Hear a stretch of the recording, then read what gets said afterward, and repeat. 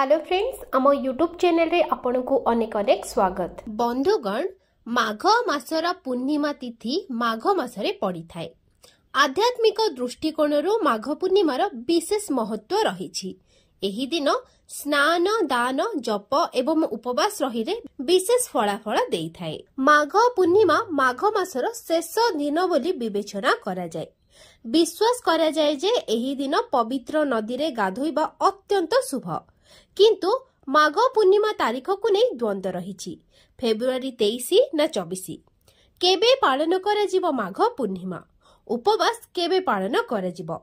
23 किंबा 24 फेब्रुआरी रे एहा केबे रखा जिवो? आसंतु जानिबा। ता सहित आमे जानिबा माघ पूर्णिमा दिन केउ जिनिस गोटे खाइबा द्वारा महालक्ष्मी कृपा सर्वदा आम उपरे बर्षि थाए। माघ पूर्णिमा तिथि 23 फेब्रुआरी रे अपराह्न 3:34 रे आरंभ हेबो एवं परदिन 24 फेब्रुआरी रे संध्या 6टा पर्यंत चलिबो। किंतु पूर्णिमा तिथि एवं सत्यनारायण व्रत उपवास 23 तारीख रे पालन करा जिवो, कारण एही दिन पूर्णिमा तिथि राति रे रहिबे एवं केवल पूर्णिमा तिथि रे चंद्र पूजा करिवार विशेष महत्व रहिछि। माघ पूर्णिमा 23 फेब्रुआरी रे रवि जोग हेबाको जाउछि। 24 फेब्रुआरी राति रे कोनोसी पूर्णिमा तिथि हेबो नाही, तेणु एही दिन पूर्णिमा उपवास पालन करा जिवो नाही। पूर्णिमा दिन स्नान दान इत्यादि धार्मिक कार्यकलाप करा जिवो। उदय तिथि रे पूर्णिमा तिथि 24 फेब्रुआरी रे हेबो एवं स्नान दान पई पूर्णिमा तिथि उदय तिथि रे रहिबा आवश्यक। बंधुगण, एबे आसंतु जानिबा माघ पूर्णिमा दिन एही गोटे जिनिस खाई नियंतु, आपनकर समस्त मनोकामना पूर्ण हेबो। धन जनित समस्या दूर हेबो। गंगा स्नान करिबारे जो पुण्य मिली थाए, मात्र माघ पूर्णिमा दिन एही उपाय करिबा द्वारा सेतिकी पुण्य आपण प्राप्त करि परिबे। शास्त्र अनुसारे प्रति मासर पूर्णिमा तिथि को फलदायक एवं बहुत शुभदायक माना जाए। किंतु वर्षर किछि खास पूर्णिमा तिथि को सबुठु शुभ एवं समृद्धिशाली माना जाई थाए। पुराण रे पूर्णिमार दिन को बहुत पवित्र माना जाई थाए। एही दिन तामसिक जिनिसर सेवन करंतु नाही। एही दिन ब्रह्मचर्य पालन अवश्य करंतु। एही दिन अपशब्द कुहंतु नाही। एही दिन घर को आसीथिबा गरीब को खाली हाथ रे जिबाको दियंतु नाही। तांको किछि ना किछि अवश्य दान करंतु। एही दिन चाउलर दान करिबा भी शुभ होई थाए। एहा द्वारा आपनक दुर्भाग्य सौभाग्य रे परिणत होई थाए। एहा द्वारा चंद्र संबंधित समस्या दूर हेबो। किंतु कोन आपण जानिछंती, माघ पूर्णिमा दिन एही गोटे जिनिस खाइबा द्वारा आपनक सब मनर इच्छा सब किछि आपनको मिलिबो। परिवार रे समस्त को खुआई दियंतु। तो आसंतो जानिबा सेही जिनिसटी कोन। बंधुगण, कौनसी छोट हेउ बा बड़ पर्व हेउ किंबा शुभ कार्य हेउ, एही दिन रे गोटे तुलसी पत्र खाइबा द्वारा अधिक लाभकारी माना जाई थाए।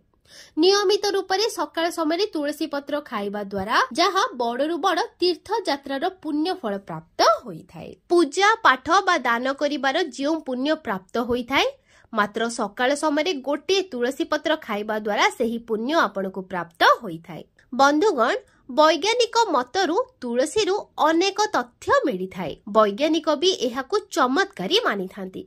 तुलसी पत्र खाइबा द्वारा ना केवल कैंसर ठीक होई थाए, बरं पेटर रोग धीरे धीरे कम हेबाकु लागि थाए। आखिर रश्मि बढ़ी जाए। हृदय पई यथेष्ट फायदा होई थाए। त्वचा रे सुंदरता आनिबा पई तुलसी पत्र अवश्य खाइबा उचित। चिंता को दूर करिबा पई बहुत सहाय्य करि थाए।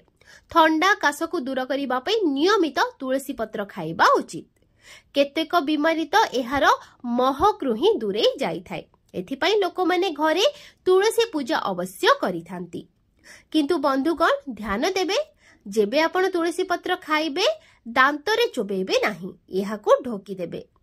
तुलसी पत्र खाइबा द्वारा मनुष्य सकारात्मक ऊर्जा रे भरी जाई थाए। एहा सहित माँ लक्ष्मी को कृपा सहित भगवान विष्णु को कृपा मध्य प्राप्त होई थाए। बंधुगण, राति रे सोइबा समय रे तंबार लोटारे जल सह अल्प गंगा जल पकेई अवश्य रखंतु एवं एहाकु पूरा राति सारा मुंड पाखरे रखंतु एवं सकाळ समय निज वस्त्र रे एहार छिटा मारंतु। तापरे जल को पी दियंतु। नियमित एमिति करंतु। भगवान श्रीकृष्ण कहिथांती, जो मनुष्य एमिति करि देई थाए ताकू लक्ष्मी एवं भगवान विष्णु को कृपा प्राप्ति होई जाई थाए। केते सुख प्राप्त होई थाए। एमिति व्यक्ति धन दौलत सुख समृद्धि द्वारा लक्ष्मी को कृपारु गरीबरु धनी होई जाई थाए। बंधुगण, गंगा जल केते दिव्य शक्ति रे भरी रही थाए।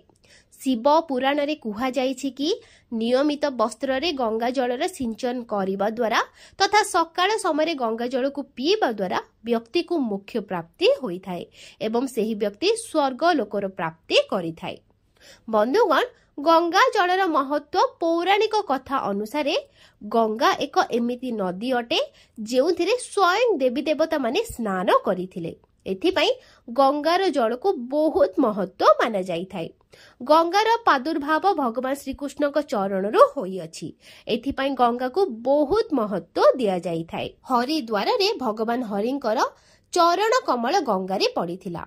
बंधुगण, गंगा नदी को पाप मोदिनी बा मोक्षदायिनी कुहा जाई थाए। भागीरथी पूर्वजंक मूर्ति एही गंगा जलर स्पर्श द्वारा ही होइथिला। मान्यता अछि कि जदि मृत्यु समय व्यक्ति मुहरे गंगा जल दिया जाई थाए तार पाप कर्म नष्ट होई जाई थाए एवं ताकू मोक्ष प्राप्ति होई थाए। गंगा जल केबे भी अशुद्ध होई न थाए। एथिपाई भगवान श्रीकृष्ण स्वयं कहिथिले, जेउ व्यक्ति निज पाखरे सर्वदा राति रे सोइबा समय रे तंबार लोटारे अल्प जल नै गंगा जलर किछि बुंदा जदि पकेई थाए एवं सकाळे एहाकू अल्प बहुत पी देई थाए तो ताकू केते जन्म जन्मर सुख प्राप्ति होई थाए एवं एमिति व्यक्ति धन दौलत रे भरी होई थाए। माँ लक्ष्मी को कृपा एमिति व्यक्ति उपरे सर्वदा रही थाए। एथिपाई सकाळ समय गंगा जल अवश्य पियंतु।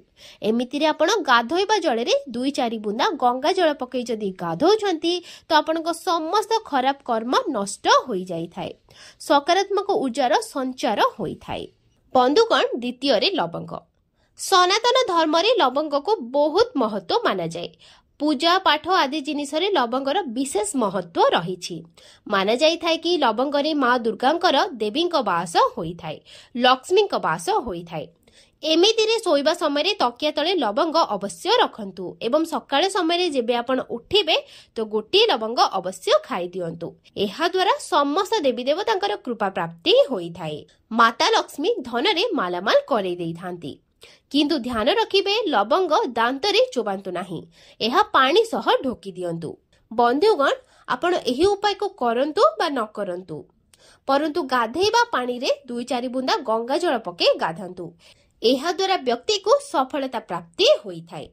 गंगा जल जेबे शरीर उपरे पड़ी जाई थाए जेते सब आम भितरे नकारात्मक ऊर्जा रहिथिला ताहा सब समाप्त हेबाको लागि थाए, जाहा फल रे सफलता प्राप्ति होई थाए। आमर जातक रे जेते भी दोष रही थाए ताहा सब समाप्त होई जाई थाए। गंगा जलर किछि बुंदा पानी रे पकाई गाधोइबा द्वारा जेउ लोक शनि दशारे पीड़ित अछंती, राहु केतु द्वारा पीड़ित अछंती ताहा सब समाप्त हेबाको लागि थाए। एक श्लोक रे शनिदेव कहिथिले, जेउ मनुष्य क्रोधरु जदि मुक्ति चाहू थाए तो से प्रत्येक दिन गाधोइबा पानी रे गंगा जल अवश्य पकाई स्नान करंतु। शनि राहु एवं केतुर दु प्रभावर सामना करबाको पड़ी न थाए। शनिदेव प्रसन्न होई जांती। एथिपाई पुस्तक रे कुहा जाई थाए, गंगा जल सर्वप्रिय अटे एवं अमृत अटे। एथिपाई जदि आपण को जीवन रे किछि करिवार अछि तो गाधोइबा पानी रे गंगा जल अवश्य पकांतु। गंगा जल एक शक्तिशाली चमत्कारी अटे। तृतीय रे हेउछि फूल। बंधुगण, आपण जेतेबेले बाहर को जाउछंती सकाळ समय भगवान को गळार माळारू बा चरणरू गोटे फूल को आनी तार पाखुडा को भगवान को आशीर्वाद मानि करी अवश्य खाई नियंतु। एहा द्वारा स्वयं आपण को ईश्वर को कृपा प्राप्ति होई थाए। आपण जेउ भी काम करिवे ताहा सफल हेबो। ता सहित आपण जेतेबेले बाहर को जिबे तो सकाळ समय 2-4 दाना चाउल को अवश्य खाई दियंतु। एहा द्वारा माँ लक्ष्मी को असीम कृपा आपण को प्राप्त हेबो। भगवान श्रीकृष्ण कहि थांती, जेबे आपण कोनसी भल काम पई बाहर को जाउछंती तो मीठा अवश्य खाइबा उचित, किंतु ध्यान देबे सकाळ समय मीठा खाइबा सर्वोत्तम माना जाई थाए। एहा द्वारा आपण को उन्नतिर मार्ग खोली जाई थाए एवं आपण जहा भी चाहिबे सब किछि प्राप्त करि परिबे। भगवान श्रीकृष्ण पुणी कही थांती कि मथा उपरे चंदनर टीका लगाइबा द्वारा मनिषर समस्त स्थान रे विजय प्राप्त होइथाय। तेणु मथा उपरे कोनोसी टीका अवश्य लगांतु। जहा कि शास्त्र रे कुहा जाई अछि सकाळ समय मथारे तिलक लगेई करी जो भी व्यक्ति बाहर को जाई थाए तांको उपरे सर्वदा ईश्वरक कृपा बनी रही थाए। मथारे तिलक लगाइबा द्वारा स्वयं काल भी आपणकर किछि करि पारि न थाए। एमिति व्यक्ति अकाल मृत्यु ठारू बंची रही थाए। तो बंधुगण जदि आजिर भिडियो आपनकु भल लागि थाए ताहाले तळे थिबा कमेंट बॉक्स रे जय मां लक्ष्मी अवश्य लिखंतु एवं भिडियोटी को गोटे लाइक करी चैनल को सब्सक्राइब करि नियंतु। धन्यवाद।